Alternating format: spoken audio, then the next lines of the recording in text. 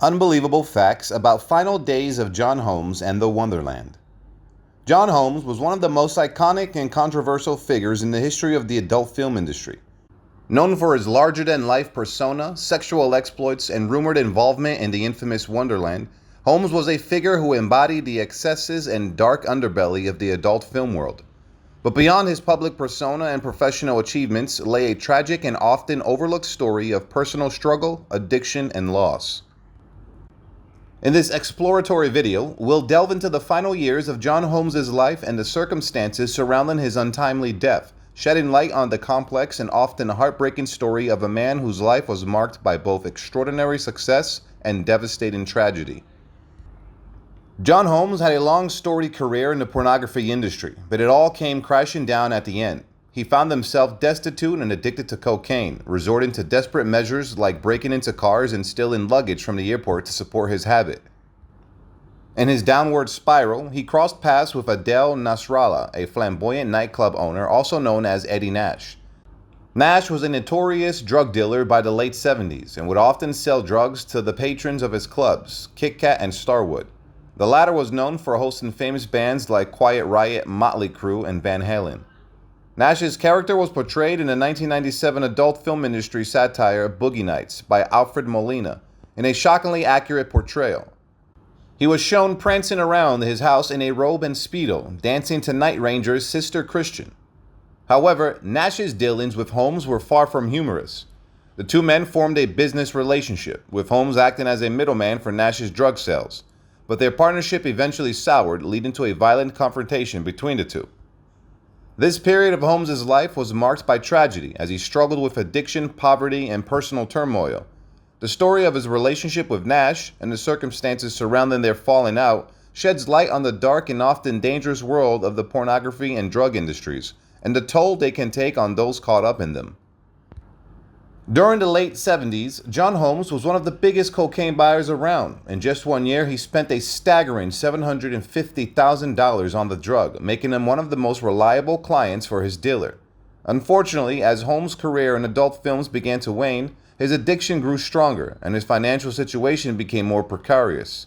The combination of these factors proved to be a deadly mix that ultimately led to his tragic downfall. In the spring of 1981, John Holmes had befriended the Wonderland gang and had been staying at their house for extended periods of time. Although Holmes was once a famous adult film star, the gang only viewed him as a loyal errand boy and servant.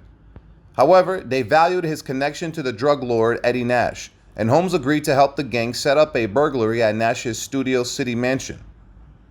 Holmes informed the gang that he had previously visited Nash's house and knew that the sliding glass door was left unlocked. He told them that Nash kept a large amount of drugs, jewelry, and cash inside.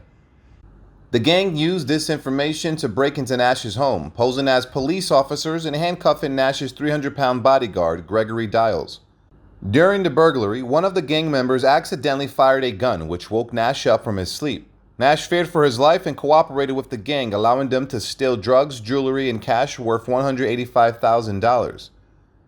The burglary was a major blow to Nash, not just financially, but also to his reputation. The gang divided the stolen items among themselves, but Holmes and another member, McCourt, were shortchanged. This angered Holmes, and it was rumored that he was seen wearing a piece of jewelry stolen from Nash's house. Nash suspected Holmes of double-crossing him and vowed to get revenge. The burglary ultimately led to a series of violent events that became known as the Wonderland murders. It is believed that Nash ordered the murder of 4 people, including 2 of the Wonderland gang members and their girlfriends. In retaliation for the burglary, John Holmes was later implicated in the murders and faced criminal charges, but ultimately pleaded guilty to lesser charges and received a reduced sentence. On a fateful night, a group of assailants, possibly acting on Nash's orders, entered the house at 8763 Wonderland, armed with striated steel pipes. The unsuspecting police mistook the sounds of their attack for a loud party and ignored it. However, the truth was far more sinister. The killers systematically made their way through the house, bashing in the skulls of the residents.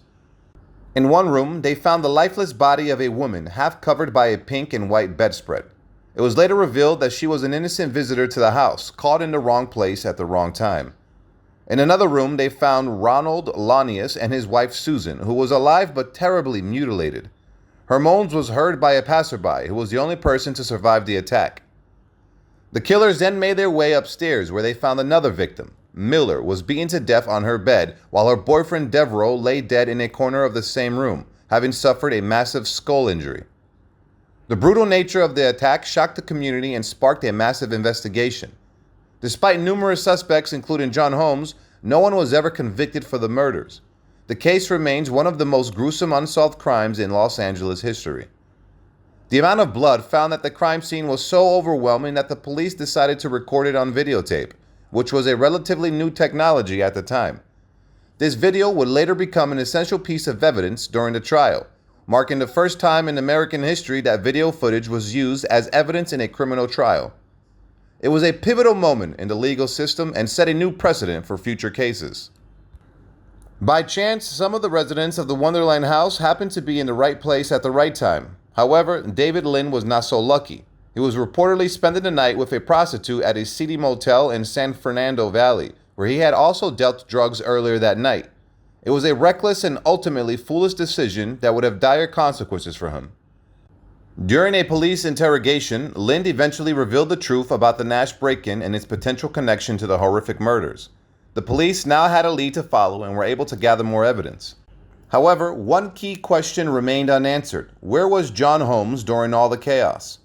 His absence was a significant mystery that needed to be solved in order to fully understand the events that unfolded at the Wonderland house. After the cases, Holmes confessed to his wife Sharon that he had accompanied the revenge seekers and watched as they committed the crimes. Although he claimed that he did not participate in the killings, a handprint matching his was found on the headboard of a bed in one of the bedrooms. Following the incidents, Holmes fled to Florida with his girlfriend and refused to cooperate with the police investigation. However, the evidence of his handprint led the police to charge him with the murders and ask him to provide information about Nash. Holmes refused to cooperate and was later acquitted of the charges on June 16, 1982. He spent some time in jail for contempt of court but remained uncooperative. On March 13, 1988, Holmes died at a VA medical center after battling AIDS. In the weeks before his death, the police visited him in the hope of obtaining a confession about the Wonderland case, but Holmes remained silent. Before he died, Holmes made one final request to his wife, Laurie Holmes. He asked her to ensure that his body was intact before being cremated. While the truth about his involvement in the Wonderland murders may never be fully known, his story serves as a cautionary tale of the dangers of drug addiction and the dark side of the entertainment industry. Goodbye, John Holmes.